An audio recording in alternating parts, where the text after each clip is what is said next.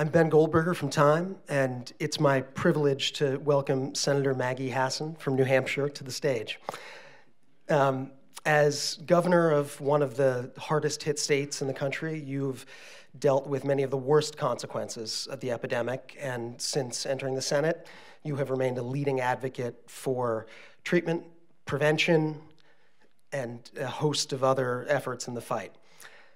I want to begin with something that Jim got at earlier. We saw through his work that this is in every way a national epidemic. It has fundamentally altered the role of first responders, of parents, of everybody who touches it, not just users themselves. How has it changed the role of governors, of senators? What has your experience been with it? Well, first of all, Ben, thank you for all the work Time has done. Thanks to our hosts.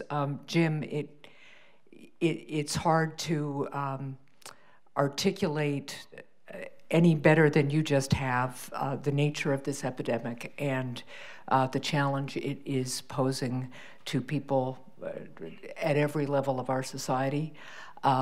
It has certainly changed the way so many of us have come to understand addiction, or to be more precise, substance use disorder. It has changed the nature of the way so many responders to the epidemic have interacted with each other. And it is an epidemic that still requires much more action than we are marshaling. I was really pleased to see Jim and hear Jim talk about the importance of grassroots, because that's really where we have seen the real energy and the real understanding. And I think it's made governors and senators much more appreciative of the importance of interacting with everybody at all levels of this epidemic in order to eventually turn the tide of it. But it's going to take a lot more than we're doing, and it has started because people have been brave enough to come forward and let Jim and Paul and others share their experience and understand what this disease is. So let's take it from there. What should the federal government be doing that it's not? We see incredible efforts at the local level that are born of people going above and beyond. But what about here in Washington, where you are? Well, so first of all, we have to understand this as the epidemic that it is, that it takes an all-hands-on-deck response at all levels. We have to be empowering people at the grassroots level. We have to be standing up more treatment capacity, both in terms of things like medication-assisted treatment, and we have to expand the capacity that we have in this country to address behavioral health and as well as substance use disorder. That's kind of the writ large challenge here. We have been doing some things. We just, in our bipartisan budget agreement, allotted $6 billion additional dollars to get out to the front lines, whether it's medication, whether it's treatment, prevention, recovery services. We've just introduced the CARA 2.0 bill, which, among other things, will increase our medication-assisted treatment capacity. It will also require all providers to use prescription drug monitoring. It will increase civil and criminal penalties on drug distributors who fail to do their job to prevent diversion of prescription drugs. It also provides for measures that we can help first responders stay safe, because one of the problems for first responders is, if you touch, let's say, a cell phone that's had a little bit of fentanyl in it, you can overdose. This is, an epidemic that requires this kind of response at every level. My concern is that we hear a lot of people talking about it, but we don't see a lot of concerted, consistent, evidence-based action, especially at the federal level. And I have been as outspoken as I know how to be about the fact that while the president drew attention to this epidemic in his campaign and has said it's an emergency. We have an Office of National Drug Control Policy that is it has no designated leader, and actually the president's budget has suggested would be eliminated. We have a president's commission with recommendations, many of which experts in the field and many of us who know a lot about this agree with. A lot of it is things that governors have been trying to do, but we have no funding behind it. We don't have an administration that is taking action to actually implement the very recommendations that their own commission has. So part of this is understanding it's an illness. Part of it is overcoming the barriers that stigma provide. And that's where families and people who are in recovery have been so important, because they're helping us get over the stigma and operate around it and eliminate it eventually. But at the end of the day, Washington has to learn how to respond in real time to real urgent events, and right now we are not doing a good job of it. Well, and that sort of gets to my next question. This is actually one of the very few issues that Americans of all stripes really do want action on. This cuts across party lines, it is national, and it is certainly urgent. But there are a lot of other things that a majority of Americans want too. We want better roads and bridges, and that hasn't happened. So why should we reasonably expect that this will be different? Our country is sick with this epidemic. We can't do the things we need to do to be a strong and free people. We cannot,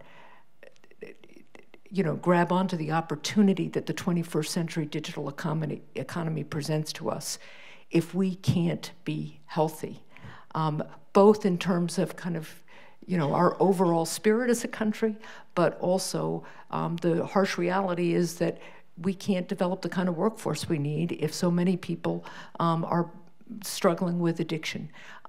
We didn't get here overnight. This is a complicated epidemic because of the multiple factors that caused it.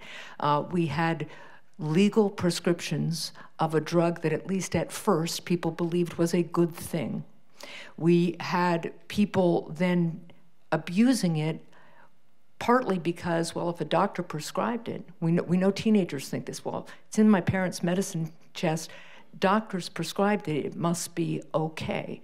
Then we had the profit motive of some of the drug companies that produced these opioids, along with drug dealers and cartels that will exploit the prescribing that doctors do for legitimate purposes. And we have a perfect storm that requires a response that is an integrated response in a unified healthcare system when our healthcare system is really fragmented. So there's a lot to do. There are a lot of people persistently focusing on how we can, one step at a time, work through this. And there are people who are in recovery and leading very productive lives and really helping other people understand how they can get better. And that's what makes me understand that ultimately we can beat this epidemic, but we've got a lot of work to do. Absolutely, and I'm glad you mentioned a lot of the people in recovery, many of whom were instrumental in working with Jim and Paul on the project, and they really are ambassadors. Yeah. Do we need someone at the federal level who is a point person? I mean, there is not at the moment a drug czar. Right. Should there be an opioid czar, and should that person be a public health professional?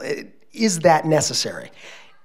Yes, it is necessary to have a person who oversees and pushes to integrate our response, who has the kind of experience in both, I think, probably public health orientation is the most important, but public administration and the ability to work with people from different disciplines like law enforcement. My first month as governor, my colonel of my state police called me one day and said, "Governor, would you mind if I testified in favor of Medicaid expansion?" Right? Medicaid expansion is part of the Affordable Care Act that expanded our Medicaid program. It provides substance use misuse treatment. And it is the primary way people often can get the treatment they need. So I'm talking, I'm new governor, I'm talking to the colonel of the state police, and I said, well, Colonel, of course I wouldn't mind. I really want to pass this, but why are you interested? This is 2013.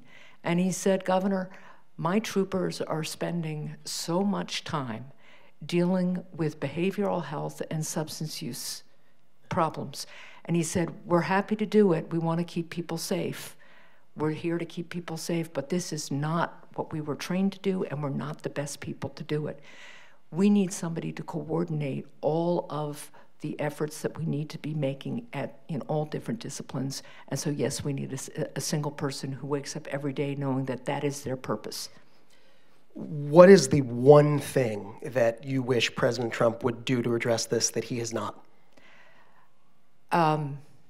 In addition to appointing that single person and providing resources to the Office of National Drug Control Policy, and in addition to getting somebody to be the head of the Drug Enforcement Agency, providing actual dollars to get out to the front lines for medication-assisted treatment, actual dollars to help integrate our data about prescription drug monitoring, actual dollars to help with the bricks and mortar we need for recovery housing, dollars invested in prevention, dollars invested in the school program. We have a great model in Laconia, New Hampshire, because they're dealing with kids who are dealing with the trauma of what Jim has just showed us all. It's about money at the front lines, including law enforcement, and it's about structuring those resources so that people have flexibility on the ground. The most important thing we need is resources. We have a lot of information about what to do. We have a lot of pilot programs that are working, and we have a lot of people in recovery who can help us understand how to do this.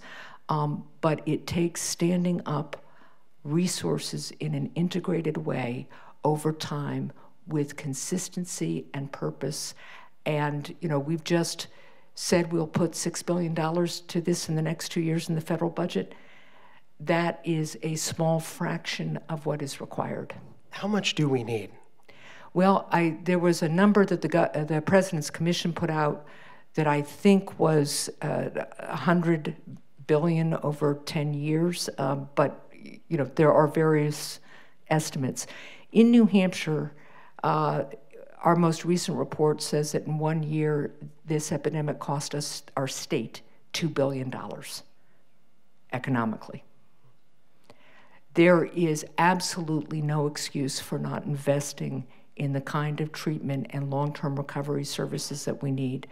The last thing I will say about the overall response, and obviously I can go on about this a lot, is that this is an illness. It is a chronic illness. We are not magically going to treat people, get them into recovery, and then be able to, pull up the bridge. We are going to need to have the kind of healthcare system that treats people for the rest of their lives. And the final thing I would like the President to do, among the many things, is not undermine our current healthcare system and not undermine Medicaid. Because without a strong healthcare system and Medicaid, we will not do this. Senator, thank you. I'm getting the sign that we've run out of time, and I think we'll end on the applause. Well, thank you very much. Thank you. Look, Jim, Paul, everybody at Time, your devotion to this topic is extraordinary, it's important, and it will help save lives. Thank you. Thank you.